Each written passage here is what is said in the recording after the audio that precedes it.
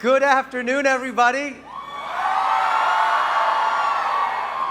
You know, I am from warm and sunny California, but it's also the land of loose nuts and bolts. I'd much rather be here in Washington, D.C. with you for the March of Life.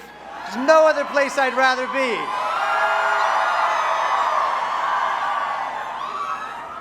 Well, so excited to be here with you. I love to see your signs and your smiles and your hearts filled with love and compassion for moms and babies and families.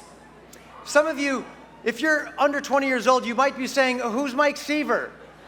Well, listen, your mom and dad and I have known each other since the 1980s. Yeah, so just think of me as like the long-lost uncle you never knew you had.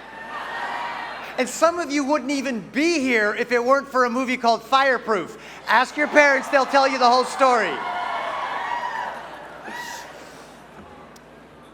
Why are we here? The Bible, the book that built America, says that those who hate God love death. But we're the family of faith. We love God, therefore we love life. And our hope is not in the White House. It's not in Congress. Our hope is not in the people who govern us or the laws that we make in this nation. Our hope is in the power of God working in the hearts of His people.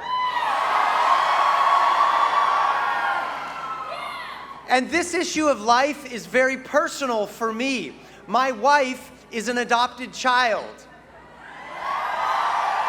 Chelsea was one doctor appointment away from not existing.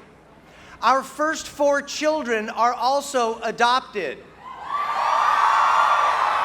They were this close to not being here. And if my wife Chelsea had not been born, our 2 natural-born children would not exist either. So my 6 children and my wife are here as a result of loving, compassionate, and courageous people like you who are marching today at the March for Life.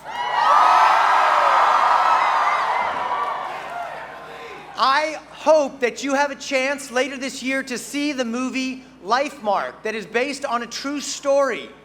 It is a story that is so much better than anything we ever could have scripted, but the makers of Fireproof and Courageous and War Room and I have teamed up to bring this film that highlights the value and preciousness of life in the womb and the beauty of adoption, explaining how one life can impact so many.